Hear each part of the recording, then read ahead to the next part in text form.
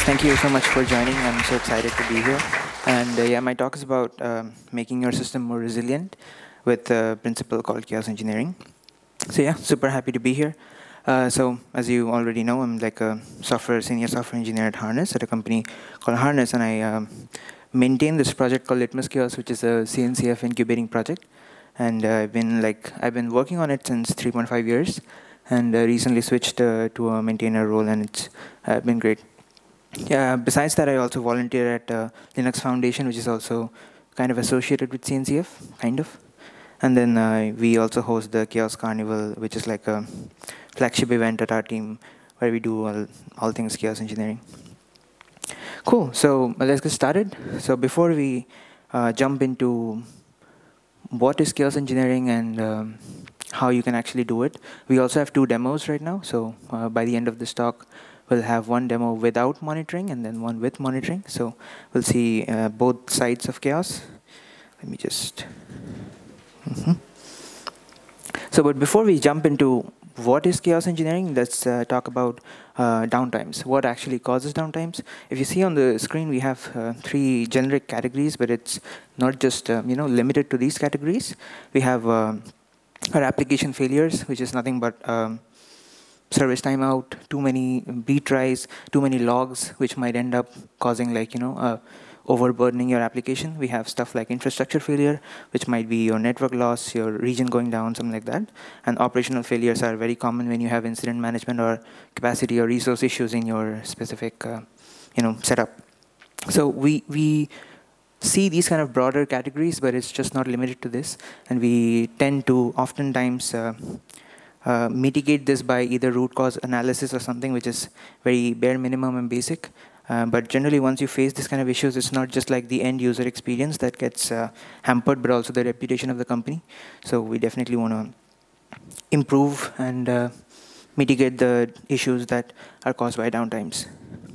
So if you take a look at this pyramid, this is like a infrastructure or your application layer pyramid in the cloud native space. That's what I like to call it. At the top, you have your application. Then you have your dependencies that the application depends on. But sadly, that is where most of our test ends. We don't look at the bottom 3 layers. And it's like the infra layer, the Kubernetes services, the core Kubernetes service layer. And on top, we have the cloud native services. So previously, what we used to do is just build it, ship it, and then run it. But now with the cloud native concept, we have 10 times more services. We have 1,000 times more deployments and 1,000 times more individual service levels. So we need to map and check and monitor each and everything, and it's very hard to keep track of what's going where. So we do a proliferation of all these services from the top to the bottom, and then we end up in this challenge of a reliability issue. So if you want to target some of the things, then the others might not be well received. So some of them you might miss out some of them because you are more concerned about the top 2 layers. So that is where things like chaos engineering actually kicks in. So you can automate and do all these things in a automated game day fashion. So you kind of have more confidence building your systems. Cool, so let's talk about chaos engineering, what it is. So the general practice of chaos engineering, it's basically a principle and a practice. So what happens is when you do chaos engineering, you deliberately break your systems. You deliberately choose the clusters you want to break, and you simulate an outage as per se, let's say a network outage or like a database outage or something like that you might face in the real world. And you observe what happens, and you kind of make your systems more resilient to the same thing. So if it actually happens in your system and you actually deploy to prod, you are much more prepared for it then. So these are some few steps that we kind of measure when we talk about chaos engineering. So it starts with 2 things. One is the steady state, the other is your hypothesis. So steady state is when you determine what is the steady state of your system. So if you believe that you have, let's say, 5 deployments, and all of them are in a healthy state, and everything is running fine with a specific request query parameter like good resource consumption, that is a steady state for you. And then you introduce a fault, let's say a network latency or a pod latency or something like that, and it kind of goes down. So that is your hypothesis, that I want to introduce a latency and inject it in my system, so that when by the end of this fault, I want my system to be back up to normal. I don't want it to be in a terminated or like a unhealthy state. I want it back up like it was before. So that is your hypothesis, that's what you want to do. So you then check the SLOs. If the SLOs continue to be met, if it's back up to normal, if it's healthy again, then yes, it's resilient. If not, you have found a weakness and you need to work on it to make it more resilient in the future. So there are problems in the market right now with the current existing solution. I will not talk about any tool in general in this case. This is just some general problems that we have in the market. It's basically more of a reactive approach to things. There's no proactive investment in actually doing failure testing. So I think a lot of companies have now jumped into doing these kind of things. I think AWS jumped into creating an FIS system for fault injection. And then a lot of other companies are also kind of adopting chaos engineering now, but it's like, I would say in the early adoption stage where companies generally do know about chaos engineering, but they are a little bit hesitant to adopt it. And it's also generally driven by root cause analysis rather than going through it in an automated full end-to-end fashion. So it's more time taking and it's more work, basically. It's also not collaborative in the sense solutions are everywhere, so what to choose when. You might find one tool better than the other, and then you might not find the exact thing that you're looking for in that tool, so you might switch tools. So it's like scattered everywhere. And then also, it's kind of persona dependent, I would say. Like there's a concept of chaos engineering is only for the SREs, which is something that's not true, and everyone can do it. So therefore, we kind of try to switch this concept and bring it to open source so that even the developers, even the SREs, anybody can go ahead and start with chaos engineering. And the last is not automated. Basically, it's kind of driven by ops, mostly. And it's not also integrated into your pipelines. So if you would automate this and integrate in your pipelines, so every time you run your build, basically your chaos injection would be a part of that build, and you get a continuous verification as and when you develop your applications. So the solution, everything I just said, mitigate that. So basically, chaos engineering should be collaborative in the sense wherever you're writing and keeping your code, let's say GitHub, for example, if you just switch your faults or the chaos injection, everything, the experiments per se in Git, just like code, it's more collaborative because everybody has visibility around what's going on. You can also integrate this in the CI/CD system. So what that means is you don't have to wait for chaos engineering to be live, to be in production, or to be in your QA stage. You can just do it in your dev while you're pushing code to, let's say, develop branch or something. You can also do it in a specific separate stage. You can have a staging, and then you can do this kind of things there. The third is having a robust set of experiments. So people often get kind of stuck in which faults to choose, what to do. I have this interesting idea for chaos engineering, but I don't know which faults to choose, what to do. So the robust set of experiment would make it easier and beginner-friendly for everybody to just get started with it. And the last is enabling observability. So you have better monitoring, and with even smaller chunks of chaos, you get better monitoring, and that builds up your confidence so you can just start slow. So this is the CNCF landscape diagram, and this is us right here at the corner in the small. So yeah, if we compare the amount of tools you have for the other things, chaos engineering is fairly new. I mean, not fairly new. It started in 2010. I think it was started by Netflix in 2010.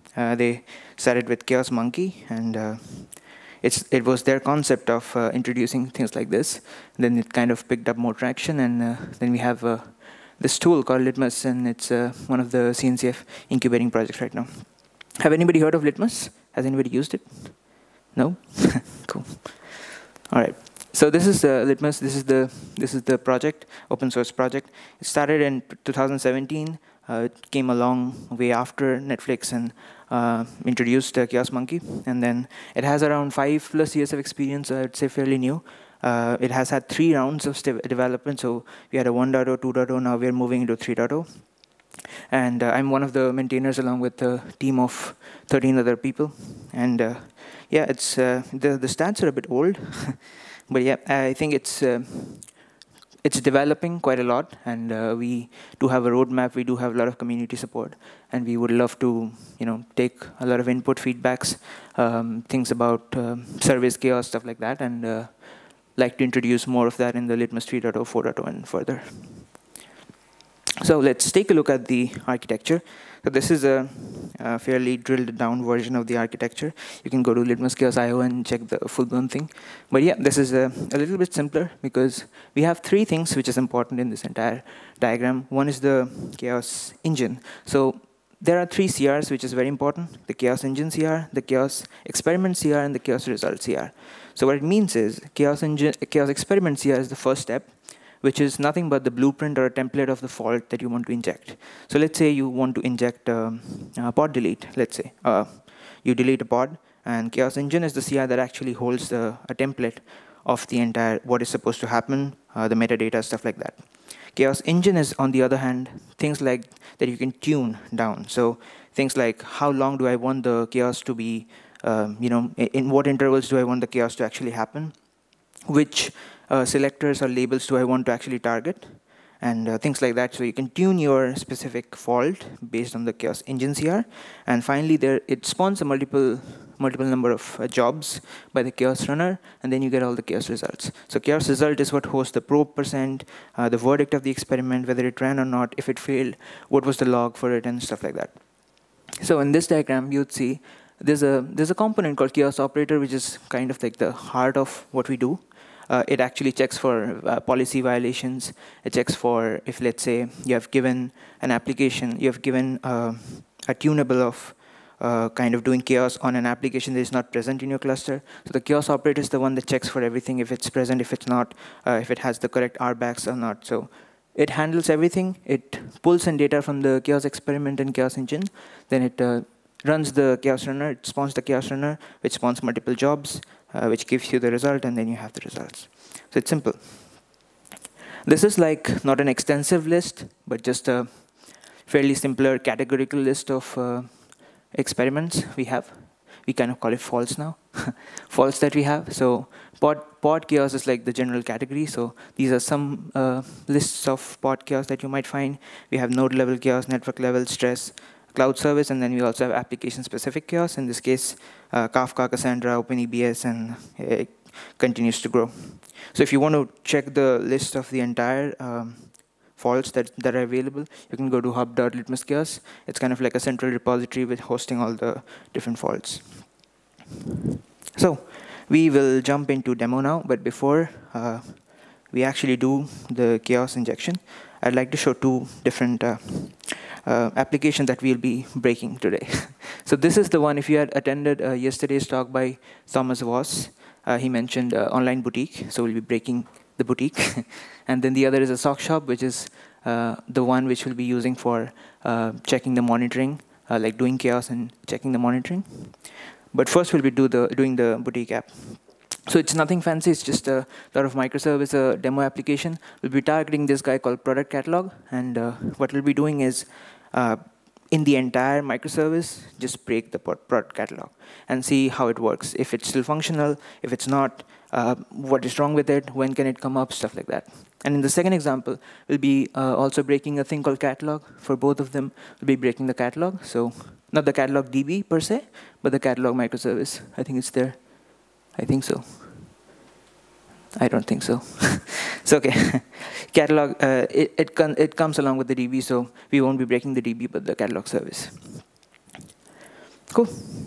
Let's start with actually installing the components. So if you go over to the Litmus repository, you would see there's a folder called Litmus Portal. If you come in the folder, there are two modes of installation. One is namespace scope, and the other is the cluster scope. So we'll be doing the cluster-wide scoped installation so that it's better and we get full visibility over the entire cluster. And of course, you need a cluster to do the installation. So we have a cluster right here.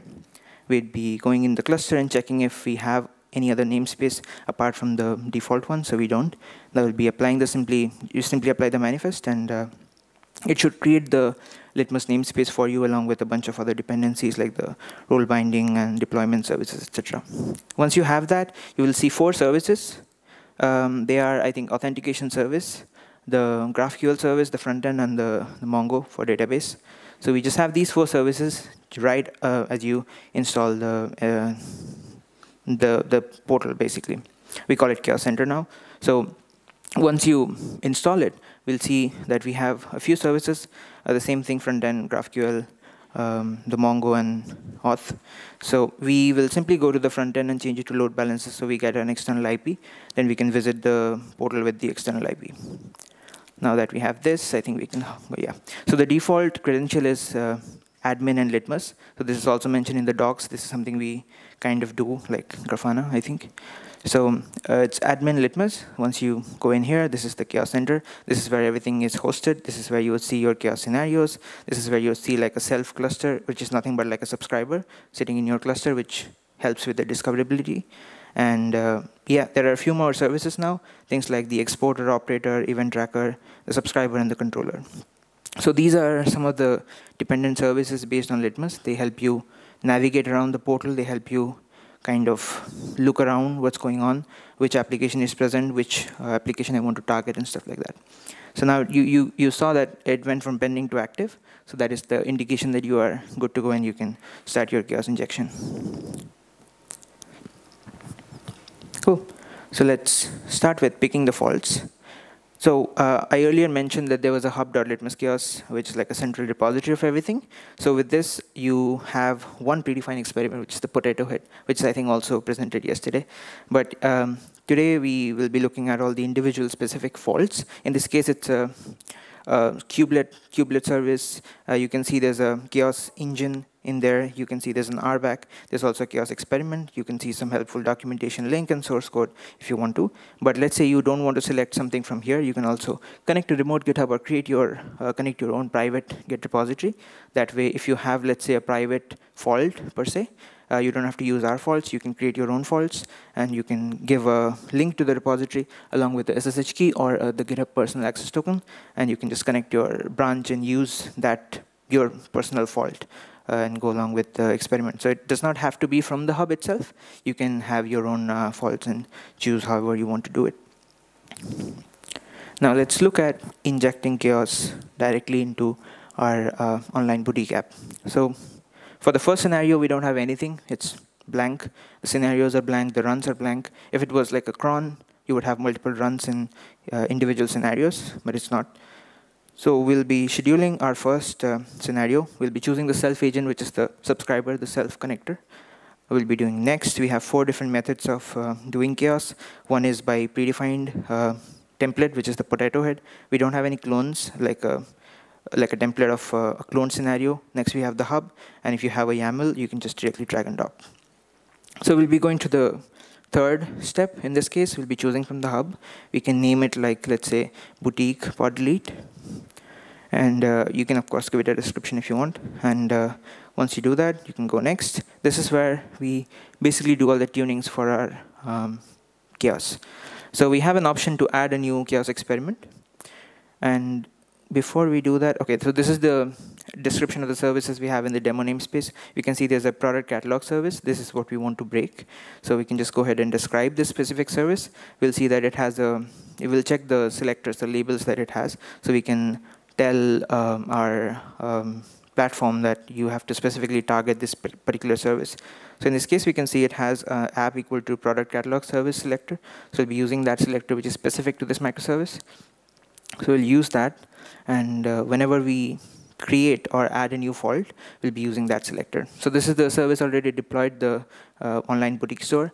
It's fully functional. You can go ahead, add to cart, it changes. And this is the main area is the product catalog, which is currently being hovered on. So we'll be trying to break this entire thing in the middle and see how it goes. So we'll select a pod delete, which is the simplest, I think the simplest fault that you can do. We'll go ahead with that, and we'll be tuning bits and pieces of it with the chaos engine CR that I mentioned at the beginning. So it's defaulted to app equal to nginx, which is wrong. So we'll change it to app.ns, the namespace, to demo, which is where our boutique application is hosted.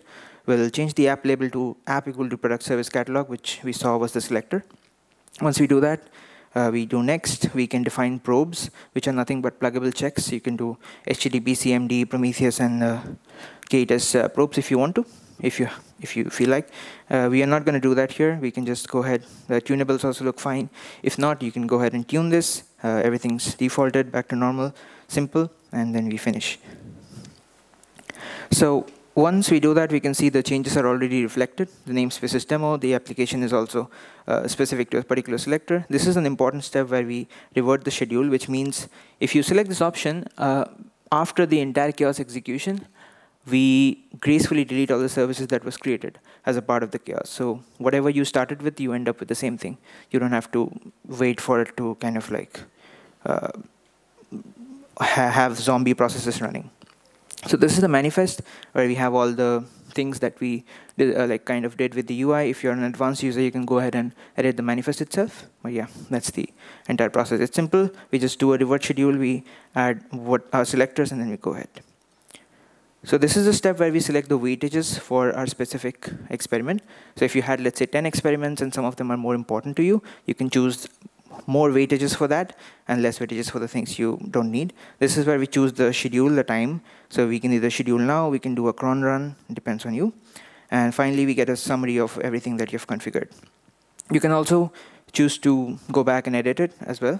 But yeah, once you get this, we do finish, and then it's scheduled, basically.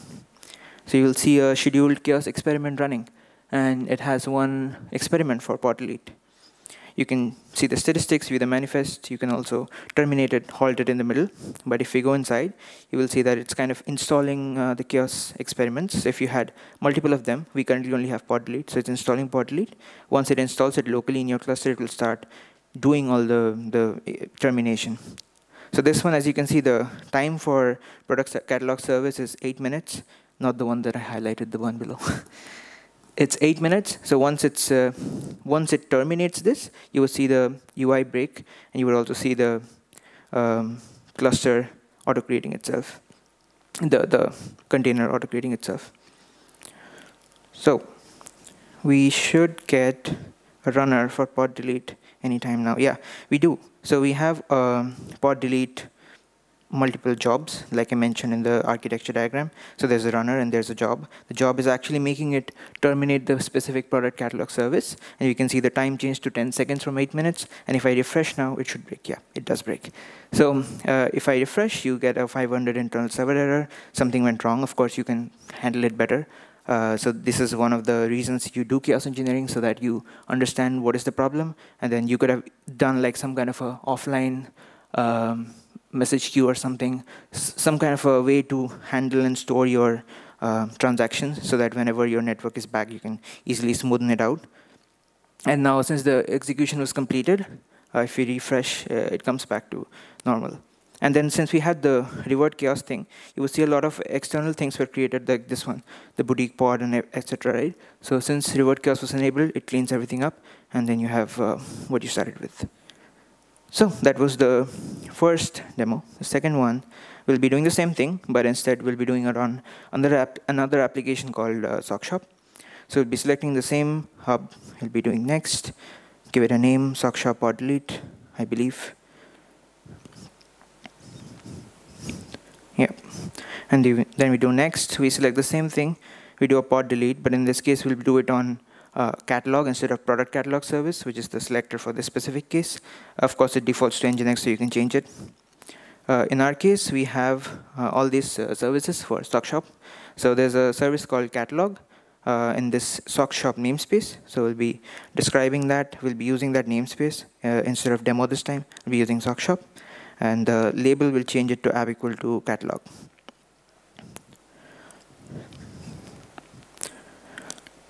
So this is the service we want to target. There's a catalog DB and a catalog normal service. The DB is the one we don't want to touch. So we can just describe that deployment in the SockShop namespace. And hopefully we get to see the selectors. Yes, so it's name equal to catalog. So we'll be using the name equal to catalog and not the app equal to SockShop, because app equal to SockShop is like a global entity, global selector. So if you do that, all the services that have that label will go down. So you can use this to also bring down an entire region, all the multiple pods that are connected with the same selector. So now that we have done that, we can follow the same steps, do a revert chaos, go next, and just schedule the chaos. Seems good. Then we do a finish, and we go to schedule. Now we'll switch directly to Grafana, and we'll see something really cool. So this is our Grafana dashboard, and once we kind of scroll down, we'll see there's a catalog metrics that we have, which is like, it measures the query per second. So this is the catalog metrics that is going very stable right now, but soon you see the chaos injection happening. I think it's already, no, it's not started. But soon you will see the metric just go out. It'll just not be there. The annotations will start kicking in. You'll see like orange lines in it, which is, okay. We can also observe the same thing. We can do get pods of SockShop, and we can see the catalog is actually running or not. So we can see the catalogs just got destroyed, and it recreated it because it had a replica set. So you can see the annotation that chaos is actually happening, and the query per second is going down. After a certain 50 QPS, it just goes off. There's no service at all. So it just, it's orange, it's this chaos is happening. You can see it also from the monitoring perspective. And once it's done, you would get like a purple indicator that, okay, this is done. Either it failed or it passed. If you had probes, either the probes passed or probes failed. And if it's successful and it comes back up, you can see the graph goes up again. And yeah, because we had reverse schedule, everything that was created as a part of it got deleted again. So yeah. That's mostly about the demo of the two things. You can do it one without monitoring, with monitoring, depends on you. But yeah, that's mostly the demo for today. So what we learned is, in conclusion, we saw chaos engineering, what it is, a tool called Litmus Chaos, which helps you do this. It's open source. And the architecture principle that's governing all this thing all together, the core components of chaos injection, and a demo, which kind of reconciles this entire process. So yeah, thank you for this talk, for joining in and learning about chaos engineering. If you have any questions, let me know.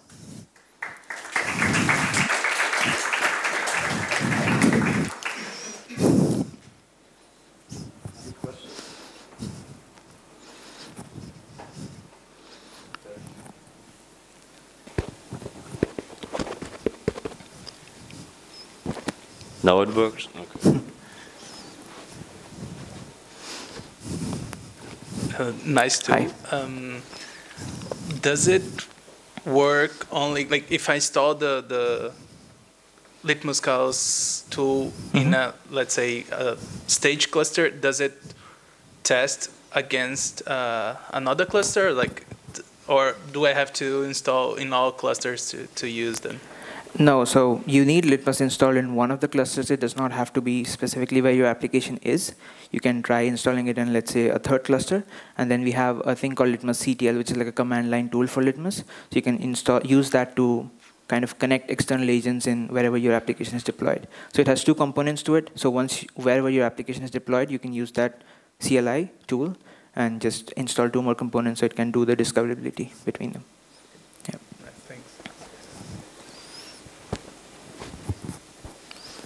Hello. Hello. Thank you for the talk. Just wanted to ask, what is the difference between Litmus and Chaos Mesh? Chaos Mesh, so they are kind of, I would say, different in terms of community support, and also in terms of the experiments that we offer, the faults that we offer. So Chaos Mesh has, I mean, they're both good, they're both open source, but kind of Litmus offers you a wider community support, in my opinion, because we do have, like, there are channels in the community's workspace. If you ever join the Litmus and the Litmus dev, we have a dev support and we have a general support, even though it's open source. And also the set of experiments that we have, the faults, kind of makes it, better in terms of choosing what we want to connect and the scenario that we want to build. Cool, thank you.